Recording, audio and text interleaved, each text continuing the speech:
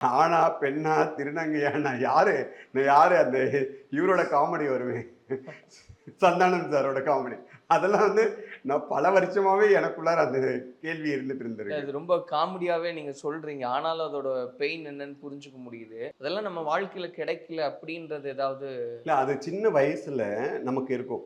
அதாவது பக்குவம் தெரியாத வயசுல இருக்கும். அப்ப எங்க அம்மா வந்து ரொம்ப தெளிவா என்கிட்ட சொல்ட்டாங்க. 8த் படிக்கும்போதே, எங்க ஊர்ல வந்து நான் ரோட்ல நடந்து போயிட்டு இருக்கும்போது கல்ல தூக்கி அடிப்பாங்க. மண்ண தூக்கி போடுவாங்க. தண்ணி எடுத்து ஊத்துவாங்க. இந்த தெருவுல போனா இவன் ஏதாச்சும் கிண்டல் பண்ணுவானா, அந்த தெருவுல போனா இப்படி போய், அப்படி போய், அப்படி சுத்தி போகணும். இந்த மாரிலாம் நெறைய பிரச்சனைகள எதிர்கொண்டுட்டு இருக்கும்போது, அப்ப அம்மா ரொம்ப தெளிவா என்ன கூப்பிட்டு உட்கார வச்சு சொல்லிட்டாங்க. "நீ ஒரு பையனையும் கல்யாணம் பண்ணிக்க முடியாது. பொண்ணையும் கல்யாணம் பண்ணிக்க முடியாது. நானே ஒரு பொண்ணா இருந்தாலும் உன்ன திருமணம் செய்ய யோசிப்பேன். இந்த வயசுல காதல் ஆமா. காதல் இதெல்லாம் வந்து சகஜம். ஆனா உன்னோட வாழ்க்கைய வந்து வித்தியாசமா மாத்திக்கோ.